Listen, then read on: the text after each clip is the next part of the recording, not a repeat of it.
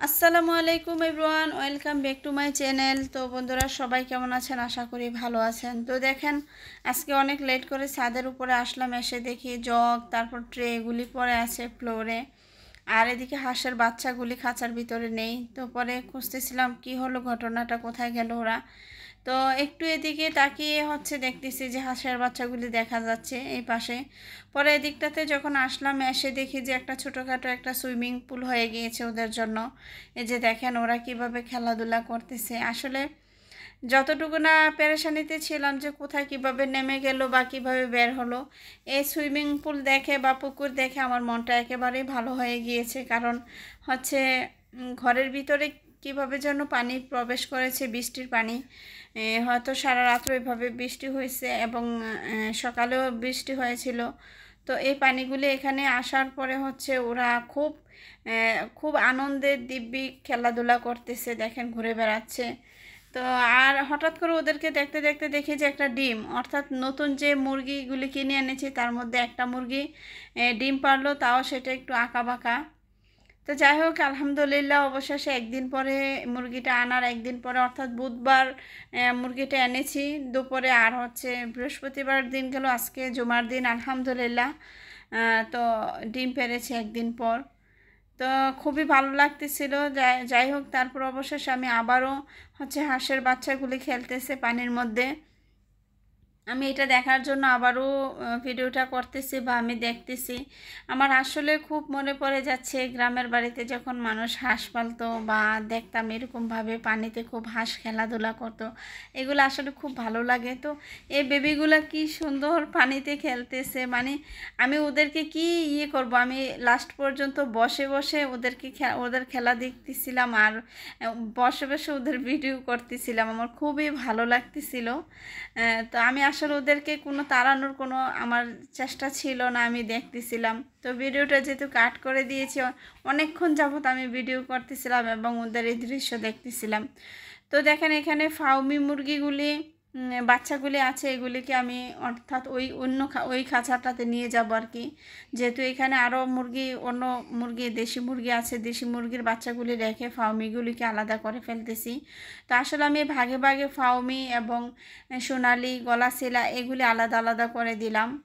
তো যাই হোক, আর এদিকে দেখেন কবুতরের হঠাৎ করে বাইরে এসে দেখি যে আউট কবুতরটা, এই কবুতরের ডিমও নেই, খাঁচাও নেই। পরে খুঁজতেছি, খোঁজার পরে এক সময় দেখলাম যে খাঁচাটা মানে সাইড হয়ে পড়ে আছে এবং ডিমগুলিও ঝুলে আছে খাঁচার মধ্যে।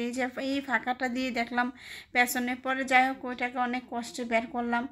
করে আমি একেবারে উপরে খাঁচাটা অন্য একটা খাঁচার মধ্যে দিয়ে দিলাম আর কি ডিমগুলি। তো আমি মোবাইলের লাইটে ক্যান্ডেলিং করে দেখলাম যে আসলে ডিমগুলির বাচ্চাগুলি নড়তেছে না, মোটামুটি মিডিয়াম অবস্থা আসছে। হয়তো কিছুদিন পরে হয়তো এগুলি ফুটতো বাচ্চাগুলি। তো অনেকক্ষণ হয়েছে, যেহেতু ঠান্ডা হয়ে আছে ডিমগুলি, তো হয়তো না ফুটার সম্ভাবনা বেশি।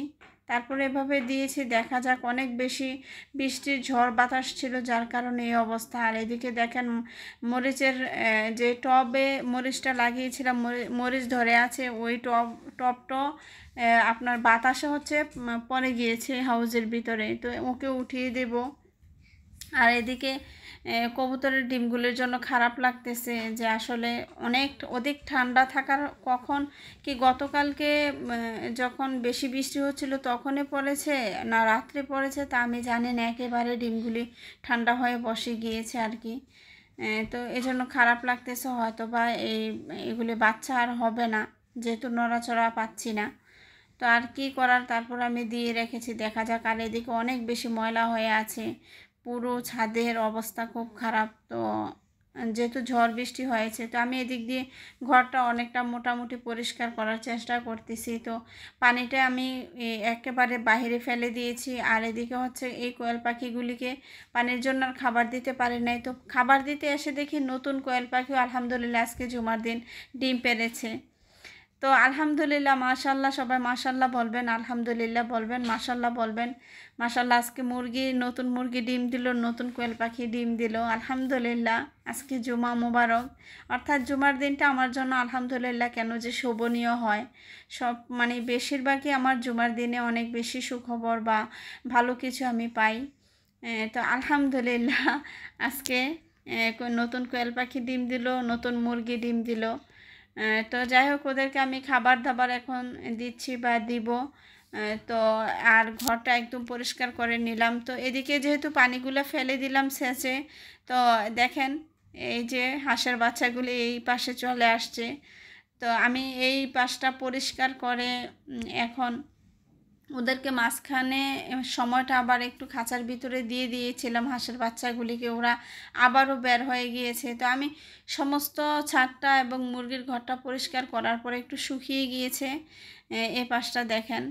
তো আমি এখন ওদেরকে এভাবে রেখে আর খাঁচাতে দিব না, যেহেতু ওরা এভাবে স্বাচ্ছন্দ্য বোধ করতেছে খেলাধুলা করার জন্য।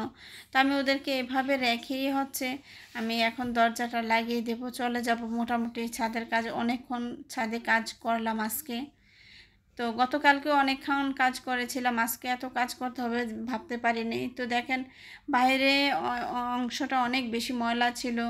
তো এখন এই মুরগির ঘরটার দরজাটা বন্ধ করে আবার বাহিরটা দেখেন, বাহিরটাও পরিষ্কার করে ধুয়ে মুছে একেবারে ঝাড়ু দিয়ে পরিষ্কার করেছি। আর ওইদিকে যেহেতু মরিচের চারাটা হাউজে পড়েছিল, তো এটাকেও সুন্দরভাবে উঠিয়ে দিয়ে সুন্দর করে বসিয়ে দিলাম।